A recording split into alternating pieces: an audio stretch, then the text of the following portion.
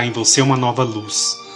Então que a live de hoje, pessoal, possa ser esse momento onde a gente vai abrir o nosso coração para essa luz que é Maria de Nazaré entrar nas nossas vidas, nos nossos pensamentos e nos inspirar acima de tudo. Então esse é o intuito da live de hoje. Sejam todos muito bem-vindos, vocês que entraram aí depois. Pessoal, a live de hoje ela foi pensada já há algum tempo. Eu queria falar sobre esse assunto e vocês também pediram esse assunto, né? Vocês me mandaram mensagens perguntando uma live sobre Maria de Nazaré, sobre Mãe Santíssima, você podia fazer. E aí eu queria um livro, eu queria um texto que me ajudasse a falar um pouco de Maria, né? E aí então, eis que eu me lembrei do livro Maria de Nazaré, que é pelo Miramês. Eu tenho uma edição aqui, que é da biblioteca da minha casa espírita. Então fica a dica aí para vocês, para quando retornar aos trabalhos, retornar às atividades, vocês busquem as bibliotecas das casas espíritas para vocês terem contato com obras tão importantes aí, para a gente estudar e para a gente aprender cada vez mais. E aí, pessoal, me lembrei desse livro e todas as pessoas que eu perguntei sobre esse livro me falaram bem, me passaram ótimas referências, né? O pessoal gosta bastante desse livro. E aí eu me lembrei também de já tê-lo visto aqui em casa, muitos anos atrás. Eu tinha por volta de uns 10, 12 anos, um pouquinho mais talvez. E eu me lembrei, na hora que eu vi a capa, eu me lembrei, nossa, esse livro já esteve na minha casa. Mas eu ainda era criança, né? Eu não tive a curiosidade de ler e de me aprofundar no assunto. E aí, após ter escolhido a obra, eu falei, então agora a gente tem uma obra para a gente poder, então, subsidiar aí o que a gente vai falar sobre Maria de Nazaré, uma obra tão bonita. Por isso que eu escolhi, então, Maria de Nazaré do Miramês. A maioria das pessoas já conhecem, já leram, já tem uma opinião. A maioria, quem ainda não conhece, vai ter a oportunidade de conhecer um pouquinho hoje. Eu quero combinar com vocês o seguinte. É um livro muito extenso, né, como vocês viram aqui. Ele tem 482 páginas. Então é um livro muito extenso. Eu fiquei um pouco preocupado durante a preparação da live, porque a minha vontade era falar capítulo por capítulo. Vocês me conhecem já mais ou menos o meu método, né? Eu gosto de pegar ali o texto e ir olhando o que o texto fala, o que tá trazendo de informação, voltar, rabiscar. Mas por questão de tempo e de logística mesmo, né, pessoal? Como eu já tenho aí praticamente as lives do ano todo programado, não vai ter como eu falar passo a passo do livro. Mas eu quero adiantar para vocês que eu peguei as partes principais que eu achei mais interessante de conversar. E aí a gente vai, ao longo da live, trazendo essas informações, trazendo esses acontecimentos da vida de Maria, que tanto nos faz pensar, nos faz refletir e nos engrandece, né? Por a gente saber que nós estamos sob também a proteção desse espírito tão evoluído. Então, o meu esforço aqui hoje vai ser esse, de falar os pontos principais e a gente tentar absorver. Mas o meu objetivo, acima de tudo, é instigar a curiosidade de vocês, para quem ainda não leu, para quem ainda não conhece, né? Buscar o livro, buscar outros livros também, não somente esse, para a gente, então, celebrar Maria, se lembrar, acima de tudo, e permitir que o nosso espírito se renove com tantas informações que a gente recebe, né? Com tantos conhecimentos que chegam até nós do plano espiritual sobre Maria de Nazaré, nossa mãe, né? Então, por isso que eu escolhi essa obra e a gente vai fazer um esforço aqui juntos de lançar um pouquinho de luz sobre alguns pontos que Miramês ajuda a gente a entender. Combinado? Vamos lá? Antes de entrar no livro, eu queria falar algumas coisas com vocês, conversar algumas coisas com vocês. Eu escrevi algumas palavras que me foram vindo durante o estudo,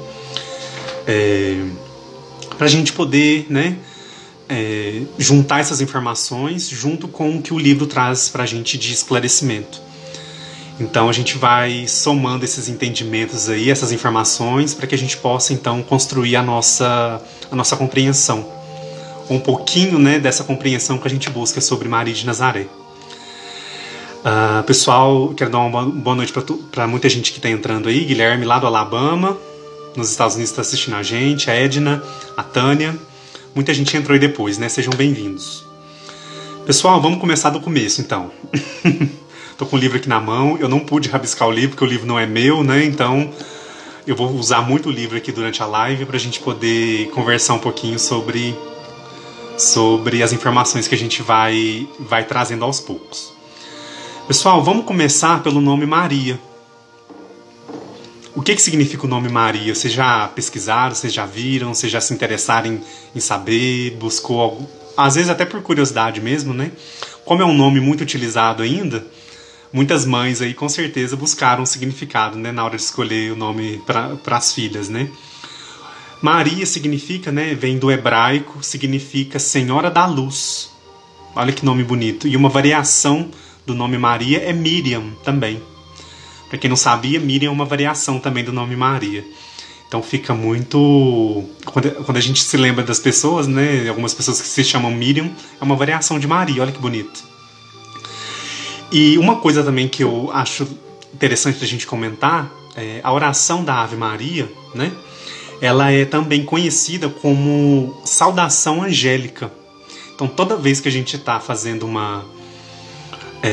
fazendo a prece da Ave Maria, a gente está saudando, né? A gente está proferindo essa prece, essa saudação angélica a um espírito de tamanha luz, né? De tamanha magnitude.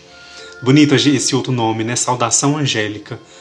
Então, em alguns momentos a gente Miramês utiliza esse nome anjo, né? Em alguns momentos ele vai trazer essa nomenclatura, desculpe, e a gente vai então se lembrando dessa saudação angélica que a gente presta a Maria toda vez que a gente se dirige a ela, né? Através da oração. Antes de começar também o livro, eu queria comentar, porque é fonte de muita curiosidade, né, pessoal? Sobre o retrato de Maria de Nazaré, que é esse aqui. Esse retrato, que é um retrato bastante conhecido aí, principalmente no meio espírita, traz essa imagem. Eu quero comentar um pouquinho sobre a história dessa imagem, né? A maioria de vocês conhece, quem não conhece vai conhecer agora e vai conhecer um pouquinho da história dessa imagem, que é lindo, né? Os olhos azuis, esse olhar tão amoroso, né, pessoal? Um olhar que transmite paz para todos nós, principalmente agora nesse momento que nós estamos passando, né? Olhar para a imagem de Maria de Nazaré é muito reconfortante para todos nós, né? E então, essa imagem aqui, eu pesquisei um pouquinho sobre ela para a gente poder comentar, porque eu achei legal, né? Muita gente tem curiosidade de saber e tudo mais, né? Ela foi apresentada, essa imagem, no Dia das Mães do ano de 1984. Ela foi fruto de um trabalho do fotógrafo Vicente Avelã, um fotógrafo paulista, que teve vários encontros, né, com o Chico Xavier durante as visitas do Chico a São Paulo. E através de Emmanuel ele foi tendo as definições para ser construído então esse retrato falado. Na verdade é um retrato falado, né? E aí durante o ano de 83 para 84 esse fotógrafo ele foi trabalhando nessa imagem. Ele foi... A Cláudia Brigagão tá falando, me lembrou Jesus. Lembra Jesus mesmo essa imagem, né? É muito familiar, assim. A gente bate o olho, parece que a gente já viu, já conhece, né? O olhar angelical, que a Thaís está falando aí também. E aí, pessoal, ao longo do ano de 83, né? Ele foi construindo essa imagem, Essa imagem, na verdade, pessoal, é como Maria é conhecida, né? Nas suas visitas às esferas espirituais próximas à Terra, tá? Próxima à crosta terrestre. Então é assim que ela é conhecida. Então, Emmanuel trouxe essas definições e então foi feito esse retrato falado. Em um primeiro momento, ele foi feito em preto e branco, né? Desenhado em preto e branco. Depois ele foi colorido, né? E aí então apresentado, né, para todo mundo no Dia das Mães de 1984, né? Portanto, quase 40 anos já, né? E então é um trabalho aí que foi sofrendo retoques sucessivos, né? E aí finalmente entregue no ano de 84. E aí tem aquela imagem do Chico segurando, né, esse retrato. Então é uma imagem muito emocionante até para nós, né? E aí essa imagem é bastante difundida aí, esse retrato, né, na verdade. Ele é bastante difundido aí em muitos meios.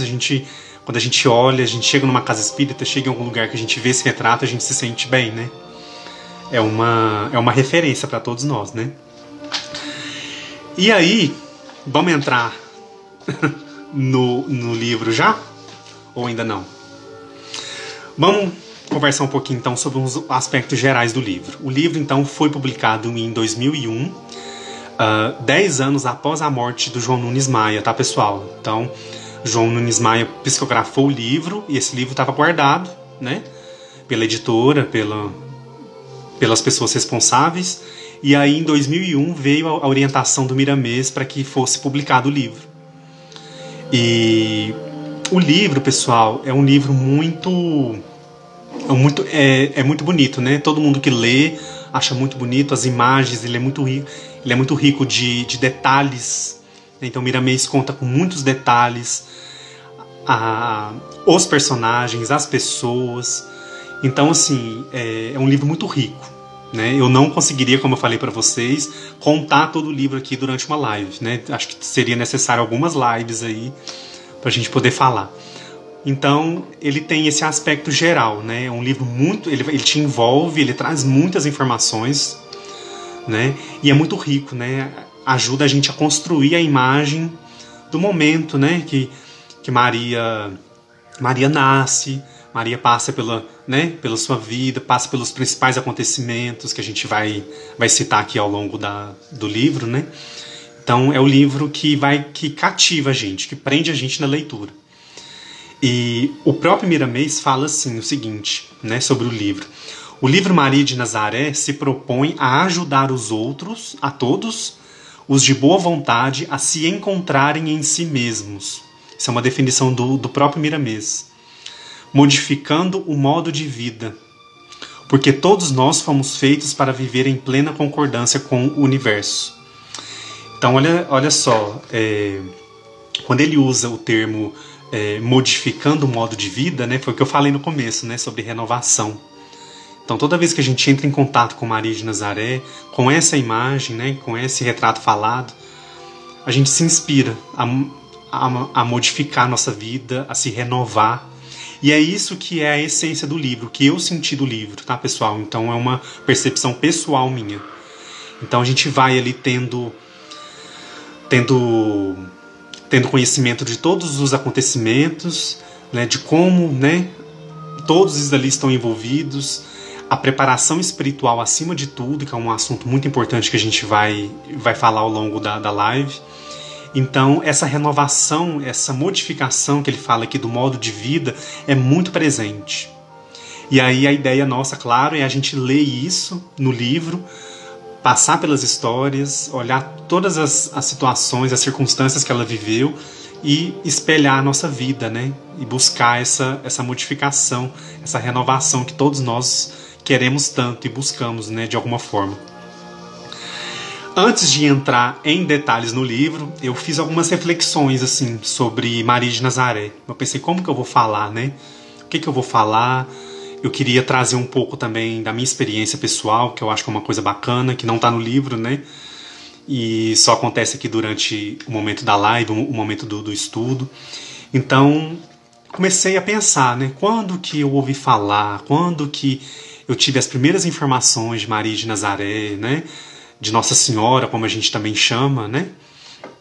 E me lembrou muito a questão da nossa referência, né? A herança católica que nós temos, ela nos aproxima muito de Maria. Então isso é uma coisa muito bonita. A gente, na maioria, né, o nosso país, por exemplo, na maioria, nós temos alguma referência, né? Seja mais, seja menos, em algum lugar a gente tem essa referência de Maria muito forte pela nossa herança católica, né? A gente sendo católico ou não, a fé em Maria, ela não passa desapercebida, né, pessoal? Não somente aqui no Brasil, pelas igrejas, pelos santuários que a gente sabe que tem, pelas próprias casas espíritas que são dedicadas a Maria também, por que não? A gente percebe que a fé em Maria de Nazaré é muito forte, é muito grande, não só no Brasil, mas também no mundo todo, né? Dia 13 agora foi o dia de Nossa Senhora de Fátima, então a gente se relembra daqueles fatos da aparição de Nossa Senhora de Fátima. Então, tudo vai se somando aí, né? O mês de maio eu acho que é um mês mais importante pra gente se falar desse assunto. Por isso que quando eu disse para algumas pessoas que eu iria fazer no mês de maio, a gente estava em dezembro ainda, em maio nós vamos falar sobre Maria Santíssima, sobre Mãe Santíssima. E aí algumas pessoas, nossa, tá longe. Mas aí, pessoal, acabou, chegou rápido, né? A gente não imaginava que ia passar tão rápido. Mas aqui estamos com essa missão aí de falar sobre esse assunto que está sendo tão legal. E aí eu continuei pensando ainda sobre essas histórias, né? Cada um de nós tem alguma história com Maria.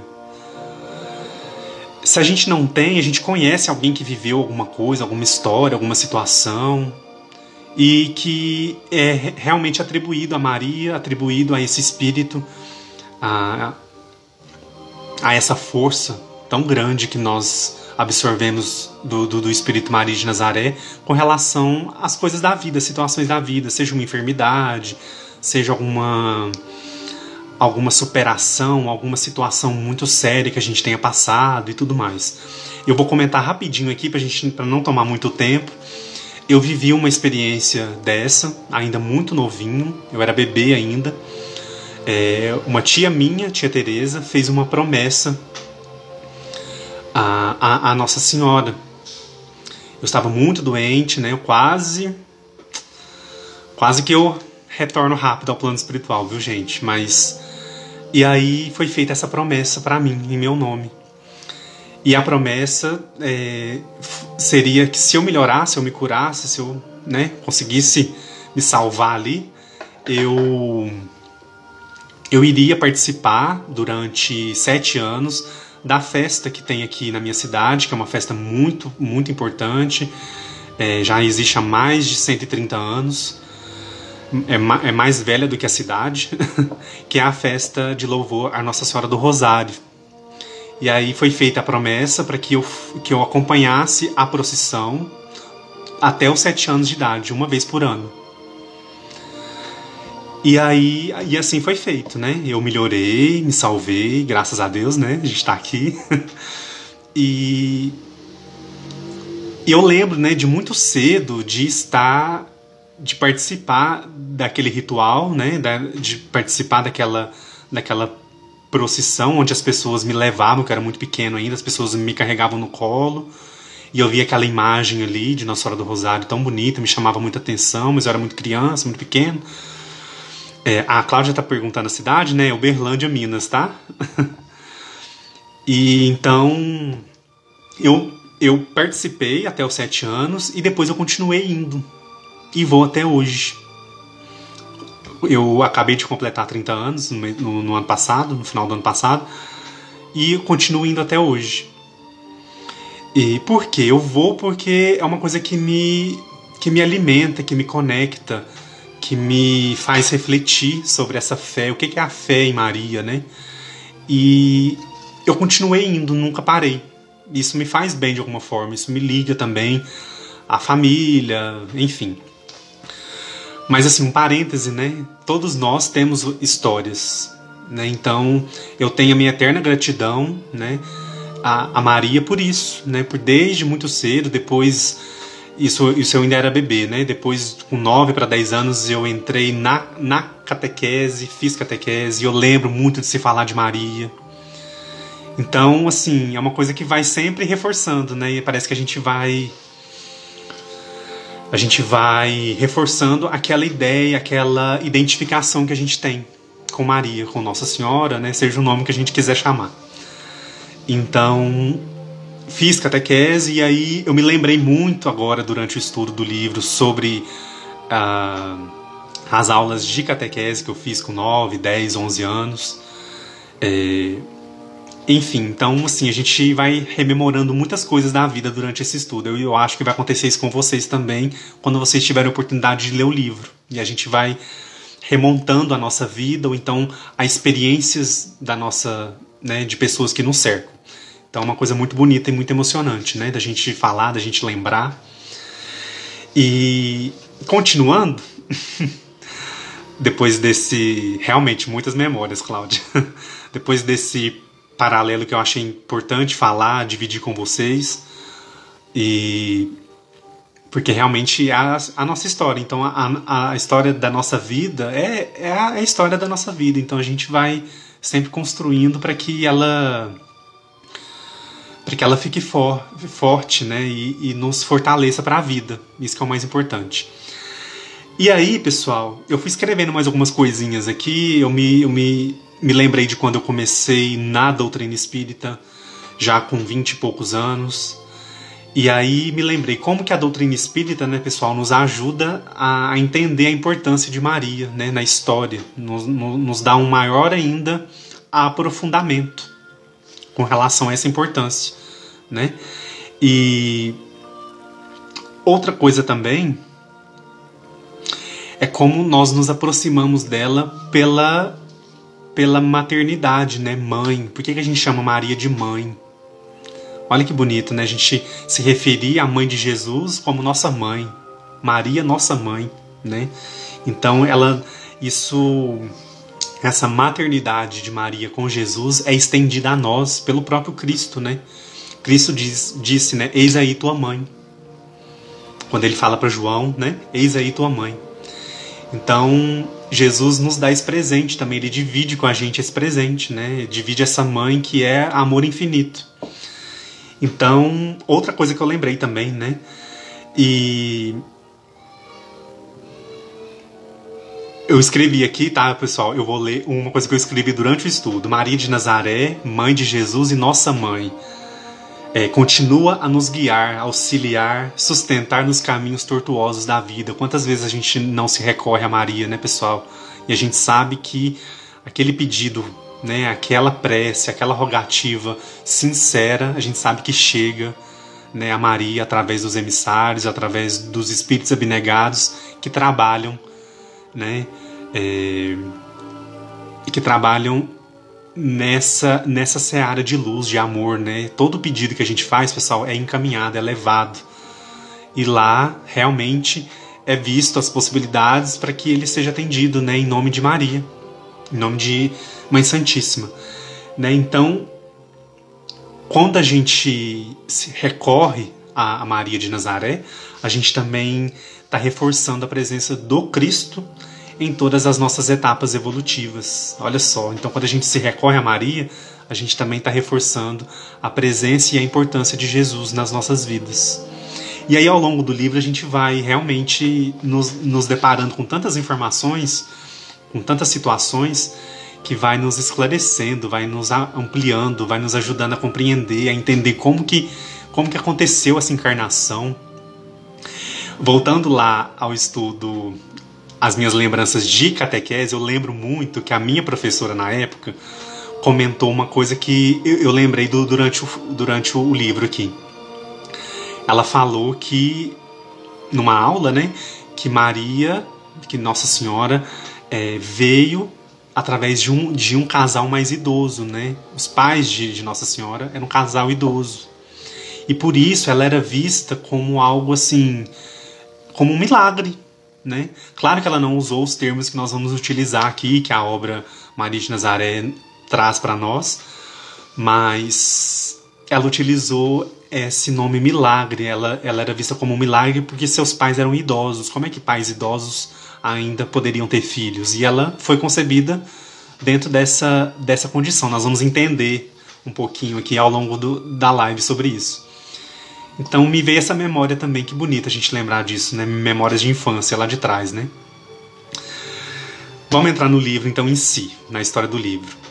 A gente vai falando aqui até onde der pra gente falar, tá, pessoal? Tomara que dê tempo. Maria de Nazaré, pessoal, lá no prefácio que é escrito pelo espírito Lancelin, que era um dos espíritos que se comunicavam pelo João Nunes Maia, né?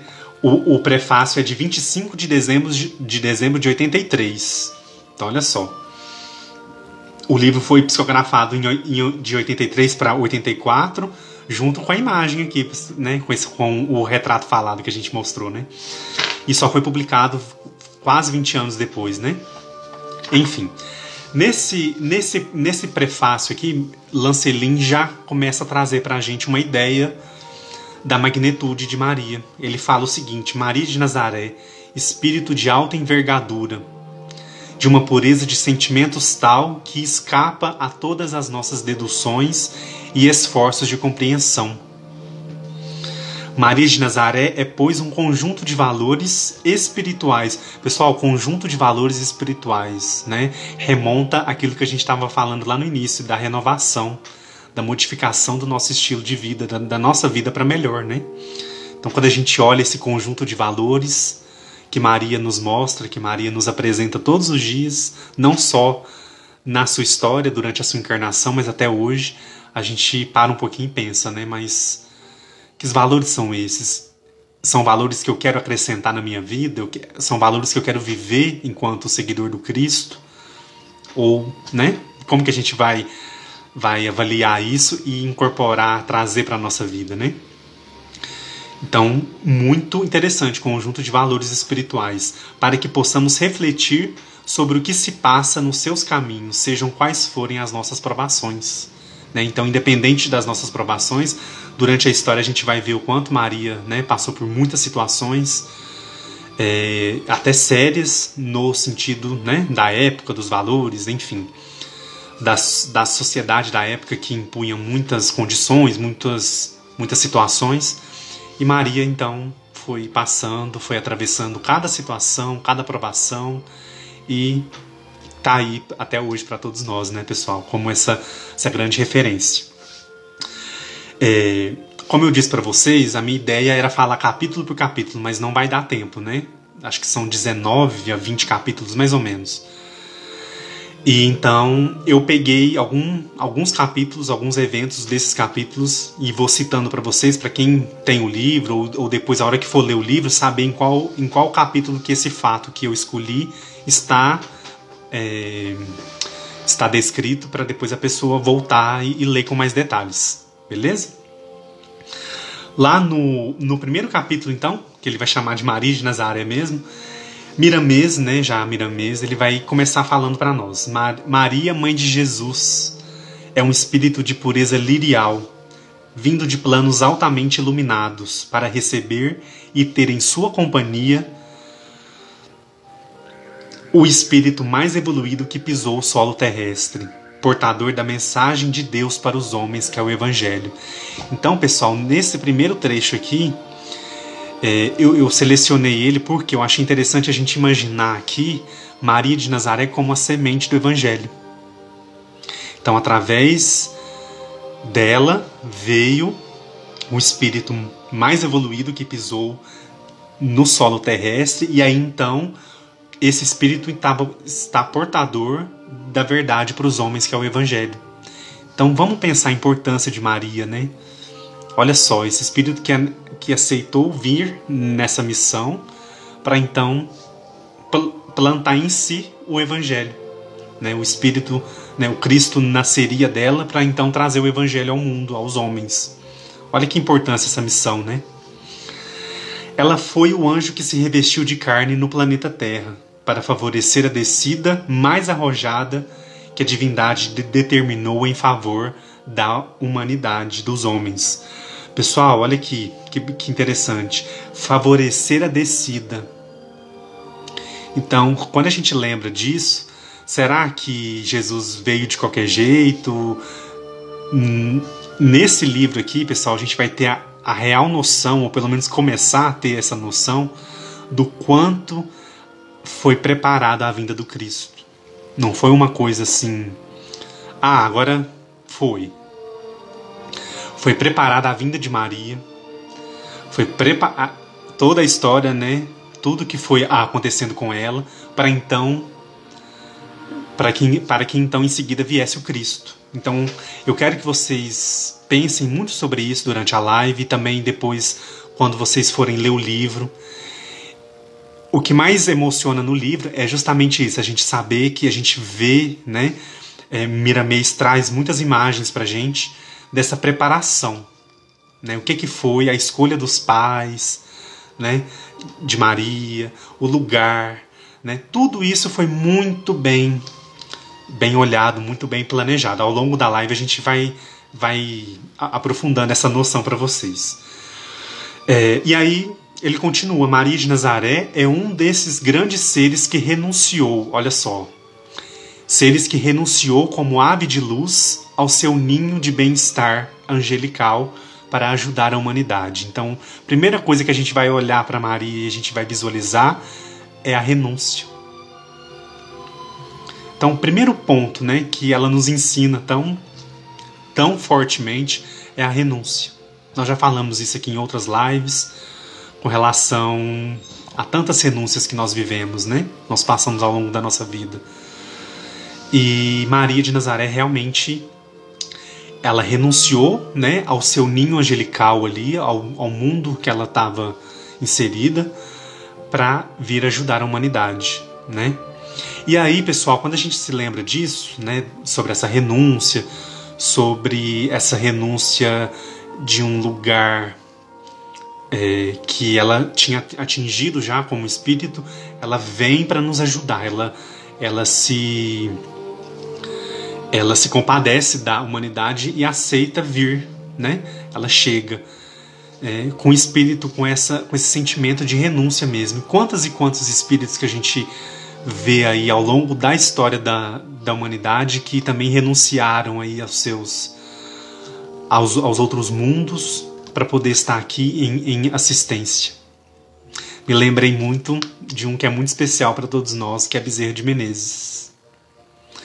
Então, quando a gente se lembra que eles poderiam, esses espíritos muito evoluídos, de um escol muito alto, poderiam estar, né, comungando de um outro lugar muito melhor, de lugares perfeitos, ainda estão aqui com a gente. Se compadece das nossas vidas, das nossas lutas, dos nossos esforços, mesmo com nossos erros, com as nossas dificuldades, eles se compadecem e vêm em nome de Deus mesmo nos ajudar, né? Aceitam passar pela encarnação, aceitam passar por tantas situações que estão relacionadas ao fato de reencarnarem, para no final deixar o grande testemunho, né? O testemunho da renúncia acima de tudo, né? O mais forte. E aí, pessoal, continuando aqui ainda nesse capítulo, Miramês fala o seguinte: aquela que recebeu a incumbência de ser a mãe de Jesus, nos moldes que a espiritualidade determinou, é, pois, um espelho para todas as mulheres do mundo e exemplo de segurança para todas as criaturas. A gente deve olhar para o exemplo de Maria Santíssima, da história que a gente, né, está tendo conhecimento aqui através desse livro e dos outros também que a gente queira buscar, de olhar para ela e ver realmente um espelho onde a gente vai tentar, né, realmente buscar esse exemplo de segurança para a nossa caminhada, né, que é o exemplo do amor, que é o exemplo do bem, da caridade, da renúncia, como a gente já disse, e tantos outros exemplos que a gente vai tendo contato aqui ao longo do livro, ao longo da história, ao longo das passagens. Quantas e quantas passagens, e não somente da vida de Maria de Nazaré, né, pessoal? Na vida dos outros grandes espíritos também que reencarnaram entre nós. Eles deixam realmente, eles são esses espelhos para que a gente possa olhar e buscar esse exemplo. Nossa, aquele espírito, aquela encarnação ali, ele realmente nos deixou um exemplo. E aí eu vou lembrar, né, aproveitando que a gente está dando exemplo, vou lembrar do Chico. Né, quando a gente lembra do Chico, a gente se emociona, porque é um exemplo que a gente teve aqui tão pertinho da gente, né? Eu tô aqui em Uberlândia, perto de Uberaba, tão pertinho da gente, que realmente nos mostrava nos seus atos, nas suas ações, no seu olhar, todo esse exemplo de segurança que Maria de Nazaré também nos passa, né? Nos transmite. A Cláudia está falando aqui: amor, renúncia, generosidade, caridade, doação. Então, tudo isso a gente consegue ver. Quando a gente olha para a imagem de Maria de Nazaré, a gente consegue ver todas essas virtudes, esses valores, esse espelho de segurança, o exemplo, né, de segurança na nossa caminhada. Não só a caminhada da agora, mas todas as caminhadas que nós já tivemos e vamos ter ainda, enquanto espíritos imortais, né? E aí, pessoal, avançando um pouquinho, lá no capítulo A Queda de um Anjo, que é o segundo capítulo, se eu não me engano, ele vai começar então a falar mais um pouquinho disso. Ele vai aprofundando. Aos poucos ele vai, né, trazendo as informações, ele vai ajudando a gente a compreender a magnitude desse espírito que aceita vir para ser então o meio para que o Salvador viesse, para que Jesus viesse. Miramês disse o seguinte: Maria de Nazaré desceu de plano em plano, sem choques de ansiedade para servir, de servir, para ajudar na correspondência da fraternidade pura. Então a gente imagina essa imagem, né, pessoal? Olha essa imagem de um espírito que está no escol muito alto, está no mundo, né, muito elevado, e ele começa a fazer o movimento de descida. Ele vai passando por vários planos, por vários momentos, várias situações, para até chegar até nós. Então olha só como que isso também é uma imagem para a gente pensar, para a gente analisar. Maria desceu revestida de uma humildade sideral, portadora de um amor que universaliza todo o bem que se possa entender como sendo a verdadeira fraternidade. Olha que bonito esse nome, humildade sideral. Humildade sideral é aquela humildade que é referência para todos os mundos, para todos os espíritos, em todos os lugares. Olha só que bonito, né? Humildade sideral, portadora de um amor que universaliza todo o bem que é possível a gente entender. E aí ele vai entrar num ponto que é muito interessante, quando ele vai falar sobre a preparação, pessoal, da região onde Maria reencarnou, né? A região da Galileia. Então ele vai fazer toda uma explicação que é interessante a gente ler isso com muita calma, porque é muitos detalhes, tá? Ele vai dizer então para nós que aquela região da Galileia é uma zona de segurança, onde iniciou-se ali um trabalho, né, que ele vai explicar com muitos detalhes, um trabalho de limpeza, de preparação para que o Espírito de Maria pudesse encarnar. Então olha só que bonito, né? A gente também lembrar disso, pensar nisso. Ele vai dizer o seguinte, olha só: toda a Galileia estava numa profusão de luzes espirituais, nunca antes concebida. O espírito que haveria de chamar-se Maria já se encontrava na atmosfera da Palestina, com um cortejo de almas iluminadas com a missão grandiosa de amar. Então foi feito um preparo, né, daquela região, e o Espírito de Maria já estava se aproximando então para que pudesse se concretizar então a reencarnação. É bonito a gente pensar, né? A Galileia estava numa profusão de luzes espirituais. Então foi feito ali, pessoal, todo um trabalho, né? Todo um trabalho ali de limpeza, e isso é muito bem explicado, né? Houve uma transformação ali magnética, espiritual, como a gente queira chamar ali, né? Para que pudesse ter condição, né, de se concretizar essa encarnação. Aí Miramês continua.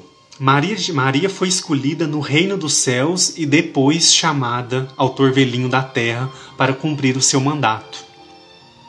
Isso é uma coisa que eu achei interessante, porque o que eu tinha ouvido falar muito já em várias situações, ou de várias pessoas, ou de vários livros, é que Maria já estava aqui reencarnada e aí ela foi escolhida.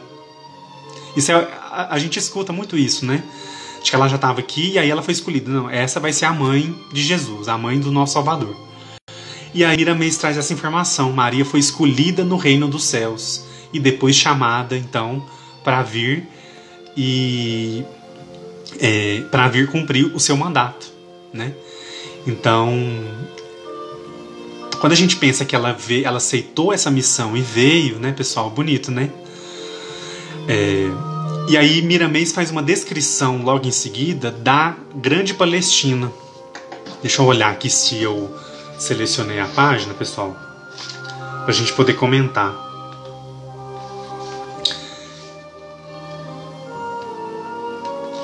Ele faz uma descrição de como que estava o ambiente espiritual ali da Grande Palestina, tá? Só para vocês terem uma ideia do que eu estou falando. Ele faz toda uma ele vai com muitos detalhes, ele explica como é que estava ali a situação e também as modificações que já estavam acontecendo para que pudesse, então, Maria reencarnar, né? Logo em seguida, tem uma passagem muito bonita, que para mim é uma das mais bonitas do livro, onde Maria, então, visita o lar onde ela vai reencarnar. Ela visita os pais, né, que estavam ali, e ela, então, faz essa visita. Quem, por acaso, tiver o livro aí, lá na página 31, para quem tiver o livro aí, eu vou ler rapidinho aqui, porque eu acho muito, muito bonita essa parte. A cidade de Nazaré estava sendo visitada por viajores de variados planos. Tudo se agitou na estrutura da comunidade e a alegria dominou todos os corações. Maria, em espírito, adentrou o lar que deveria ser seu também. Dobrou os joelhos em respeito àqueles corações que iriam recebê-la e testemunhou sua gratidão nesse canto, próprio de uma ave de luz que estava deixando temporariamente o lar. E aí ela faz uma pequena prece aqui, eu vou ler só um trechinho. Ela fala aqui: o meu ardente desejo era receber o brilho do grande mestre da humanidade. Aliás, o grande mestre das estrelas, desculpe. Há muito que alimenta esse anseio divino no peito, aspiro a ele. E me foi dada a oportunidade de não somente vê-lo, mas conviver com ele nas entrelinhas educativas por vós estabelecidas no roteiro do mundo. Por isso constitui acontecimento acima da misericórdia. Isso é Maria falando, tá, pessoal? Durante essa visita que ela está fazendo ali. Isso é o amor a me visitar o coração e transbordar o meu ser, numa esperança que se renova e me liberta. Estou sendo amparada por 3 de vossos mais elevados agentes.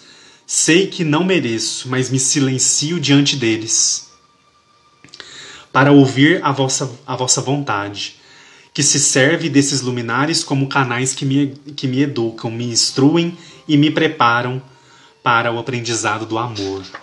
Né? Então, olha que bonito. E aí ela finaliza essa prece dizendo o seguinte: peço-vos, Senhor, para essas 2 criaturas que me abrem a porta, harmonia nos corações e firmeza em seus ideais.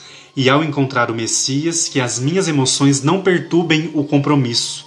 Sinto que vou ser uma mãe feliz para a felicidade das outras mães. E aí, pessoal, isso, né, é feito durante aquela visita ali, aquela preparação, né, que ela tem a oportunidade, então, de ver o lugar, os pais que vão recebê-la como filha, né? Muito bonito a gente lembrar disso. E aí, logo em seguida, na mesma noite ali, acontece um desdobramento, né? Eli e Ana são os pais de Maria. Aqui no livro é chamado de Eli, tá, pessoal? E Ana, né, como a gente já conhece, a mãe de Maria. Os dois, então, em desdobramento, vão ser levados para um lugar muito... E aqui ele descreve com riqueza de detalhes esse lugar, como é que está o ambiente espiritual ali, e ali eles são informados de que iriam conceber, né, iriam receber uma filha, né, com uma missão muito importante. Então, assim, de uma forma mais resumida, é isso. E aí, logo em seguida, essa cena aqui é belíssima também, muito bonita. E aí, então, eles acordam depois, né? Acordam e comentam entre os dois, né? Nossa, mas eu tive um sonho assim, e eu também. Então, eles mais ou menos comparam ali a experiência que eles viveram em desdobramento, né? E aí, pessoal, há uma modificação ali, né? Criaram no lar um serão de conversações elevadas, onde todos os dias eram lidos os pergaminhos dos profetas e principalmente os que anunciavam a vinda do Messias ao mundo para salvar todos os povos. A vida do casal mudou por completo. As conversações mudaram, os sentimentos deram novos rumos às suas atitudes, né? Então, olha só que bonito também essa imagem deles sendo avisados, sendo comunicados que eles iriam receber essa filha com uma missão muito especial. Não dá para resumir o diálogo, tá, pessoal? Vocês têm que ler para vocês verem o tanto que é realmente muito bonito. A G tá perguntando aqui, pensei que fosse Joaquim e Ana. No livro aqui ele chama o Joaquim de Eli, tá? Então ele muda um pouquinho o livro. Para quem tá perguntando que entrou depois, o livro é Maria de Nazaré, pelo Espírito Miramês, tá, pessoal? Deixa eu mostrar a capa aqui. Tem muita gente que entrou depois aí. Maria de Nazaré, pelo Espírito Miramês. E aí, pessoal, vamos seguindo aí.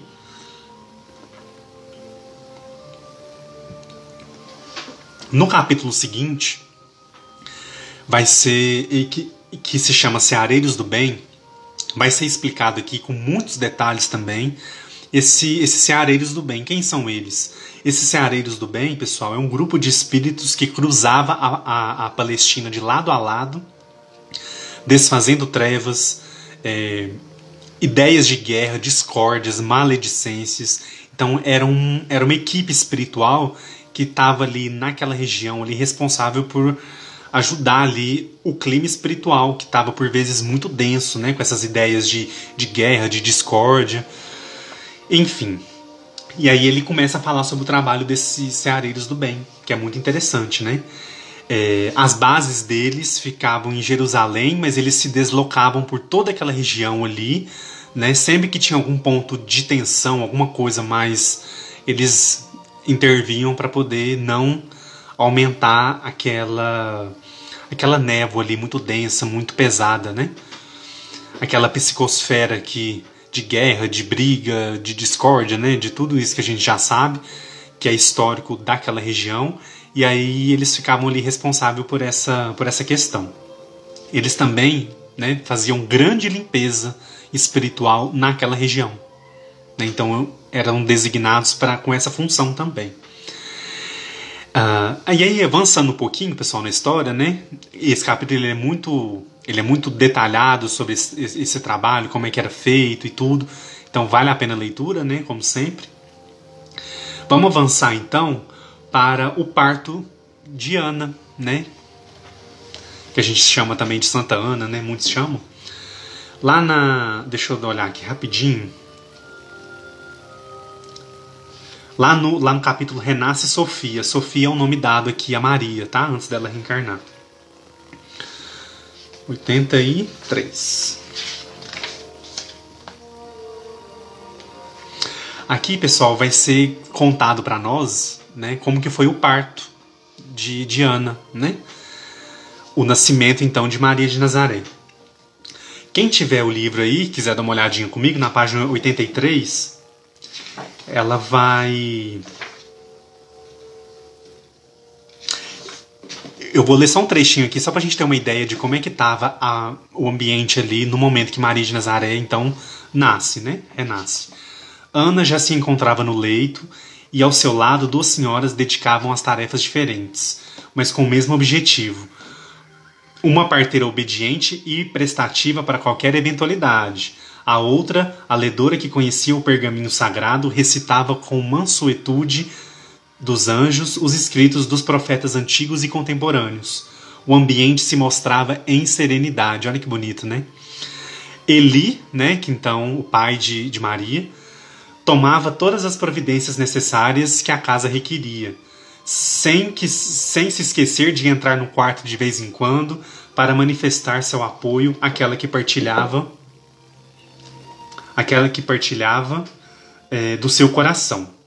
3 seres de alta iluminação vigiavam a singela residência. Contraste dos contrastes, para olhos humanos que esperava a família do rei do mundo em berço de ouro, né? Enfeitado de pedrarias, onde as cores matizariam o ambiente de orgulho e vaidade, né? Então, pessoal, já havia então naquele momento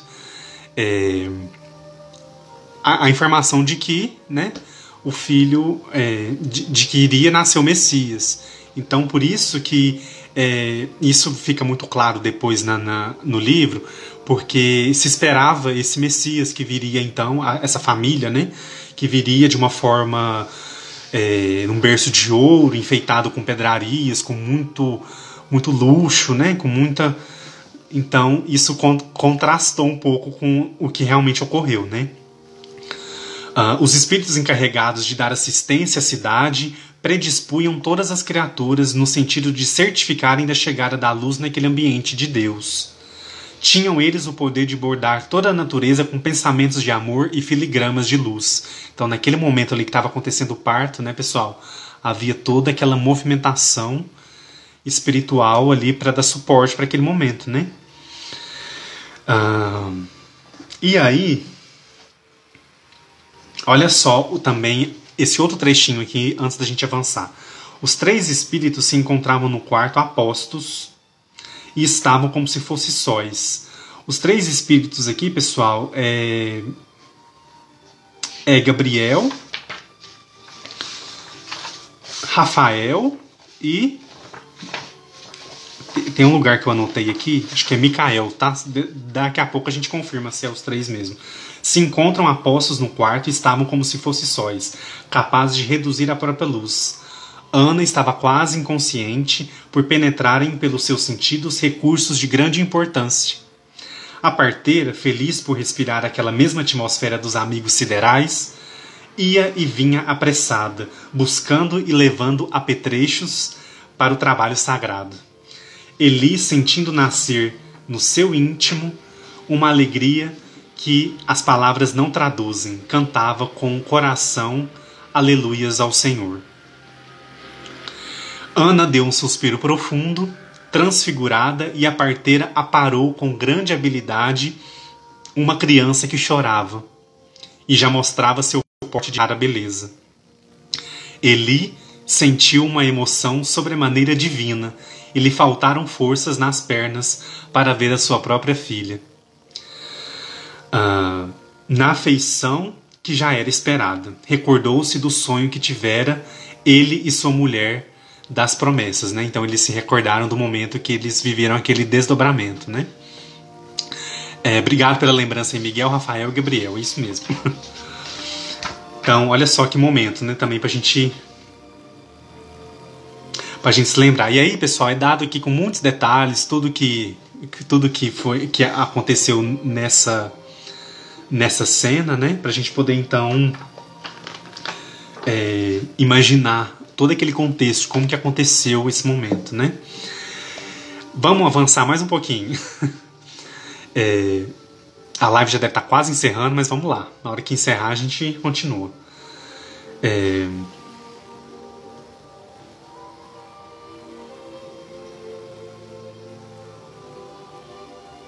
Aqui no capítulo Na Ação do Bem, pessoal, Miramês vai dizer o seguinte trecho aqui. Vamos encontrar os ceareiros, né, os ceareiros do bem, que eu falei para vocês, que é aquela equipe de espíritos ali que cuidavam daquela região, né? Eles vão se encontrar em Caná da Galileia. É isso mesmo? Deixa eu ver aqui. É isso mesmo. Em Caná da Galileia, pequena aldeia de tradição, ali os homens derramavam sangue aos borbulhões, lutando no clima da força e da ignorância por causa de simples pedaços de terra. Então essa explicação aqui, pessoal, é sobre a psicosfera de Caná, que estava ali próximo, né? Então os ceareiros fizeram um trabalho ali muito importante de limpeza também daquela cidade. Para quem se lembra, as bodas de Caná, né, pessoal? Que para mim é um dos momentos mais bonitos do Evangelho. Quando eu fazia catequese lá, eu era criança, para mim era um momento que eu achava mais bonito, que eu achava mais interessante da história de Jesus, da história de Maria. É o momento mais bonito que eu achava, né? O momento das bodas de Caná. E ao ler o livro, e eu me deparei com essa informação aqui, né, de que foi feito todo um trabalho lá para que depois o Cristo viesse então a realizar ali o seu primeiro milagre, né, atendendo a Maria. Eu achei muito interessante, muito bonito mesmo. E aí, olha só, como que ele vai classificar aqui a cidade de Caná. Nesse pequeno aglomerado de pessoas, a atmosfera psíquica estava carregada de magnetismo inferior. E era preciso limpá-la, pois que ficava muito próxima de Nazaré, onde já se encontrava o anjo sublimado do Senhor, Maria, né? Maria já estava na carne, né? Ali se reuniam, por afinidade, muitas falanges de espíritos das sombras, já conscientes da vinda da grande luz, procurando espalhar o que tivesse ao seu alcance. Pessoal, então olha só, né? A espiritualidade ali densa, pesada, tinha conhecimento de que algo ia acontecer ali de muito grandioso, de muita luz. Então eles estavam até apostos ali para poder atrapalhar, para poder agir mesmo contra essa grande luz que estava por vir, né? E aí, pessoal, E aí havia muito trabalho, só terminando aqui esse trechinho, havia muito trabalho a fazer e os ceareiros iriam trabalhar para restabelecer a paz e a confiança naquele povo de Deus. A luta seria árdua,